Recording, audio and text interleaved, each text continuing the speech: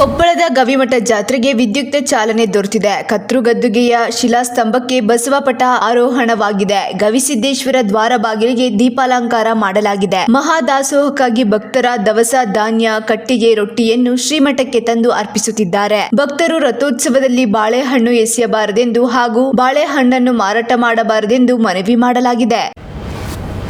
ರಾಷ್ಟ್ರೀಯ ಹೆದ್ದಾರಿಯನ್ನು ಬಳಸುವ ಪ್ರಯಾಣಿಕರಿಗೆ ಕೇಂದ್ರ ಭೂ ಹೆದ್ದಾರಿ ಇಲಾಖೆ ಶುಭ ಸುದ್ದಿಯನ್ನು ನೀಡುವ ಸಾಧ್ಯತೆ ಇದೆ. ದೀರ್ಘ ದೂರದ ಮತ್ತು ಸುರಂಗ ಮಾರ್ಗವಿರುವ ಹೆದ್ದಾರಿಗಳಿಗೆ ಸೀಮಿತವಾಗುವಂತೆ ಈ ಬದಲಾವಣೆಯನ್ನು ರಾಷ್ಟ್ರೀಯ ಹೆದ್ದಾರಿ ಪ್ರಾಧಿಕಾರ ಪ್ರಕಟಿಸಲಿದೆ ಎನ್ನುವ ಮಾಹಿತಿ ಇದೆ. ಸಾಮಾನ್ಯ ಹೆದ್ದಾರಿಗಳಿಗೆ ಹೋಲಿಸಿದರೆ ಎತ್ತರಿಸಿದ ರಸ್ತೆ ಇರುವ ಎಲಿವೇಟೆಡ್ ಹೆದ್ದಾರಿಗಳ ಟೋಲ್ ಶುಲ್ಕ 10 ಪಟ್ಟು ಹೆಚ್ಚಾಗಿವೆ. ಇದನ್ನು ಸುಮಾರು ಅರ್ಧದಷ್ಟು ಇಳಿಸಲು ಹೆದ್ದಾರಿ ಪ್ರಾಧಿಕಾರ ಚಿಂತನೆ ನಡೆಸಿದೆ. ಟೋಲ್ ದರ ಜಾಸ್ತಿ ಇರುವುದರಿಂದ ಜನರು ಇಂತಹ ಹೆದ್ದಾರಿಗಳನ್ನು ತೀರಾ ತುರ್ತು ಸಂದರ್ಭದಲ್ಲಿ ಮಾತ್ರ ಬಳಸುತ್ತಿದ್ದಾರೆ.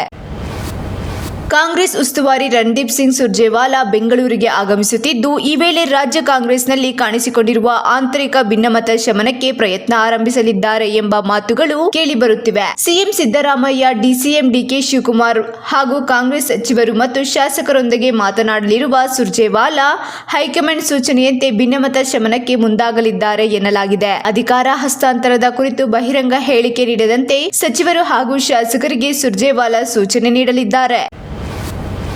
ಜಗತ್ತಿನಲ್ಲೇ ಅತಿ ಹೆಚ್ಚು ಭಕ್ತರು ಸೇರುವ ಮಹಾಕುಂಭ ಮೇಳ ಇಂದು ಆರಂಭಗೊಂಡಿದೆ. 144 ವರ್ಷಗಳಿಗೊಮ್ಮೆ ನಡೆಯುವ ಈ ಐತಿಹಾಸಿಕ ಧಾರ್ಮಿಕ ಸಮಾಗಮನಕ್ಕೆ ಉತ್ತರ ಪ್ರದೇಶದ ಪ್ರಯಾಗರಾಜ್ ಸಜ್ಜಾಗಿದೆ. ಸುಮಾರು 2 ಲಕ್ಷ ಕೋಟಿ ಆರ್ಥಿಕ ಚಟುವಟಿಕೆಗಳು ಈ ವೇಳೆ ನಡೆಯುವ ಸಾಧ್ಯತೆ ಇದೆ. ಮಹಾಕುಂಭದ ಮೊದಲ ದಿನ ಪುಣ್ಯ ಸ್ನಾನ ನಡೆಯಲಿದೆ. ಮೇಳಕ್ಕೆ ಬರುತ್ತಿದ್ದ ರೈಲಿನ ಮೇಲೆ ಕಲ್ಲು ತೂರಾಟ ನಡೆದಿದೆ.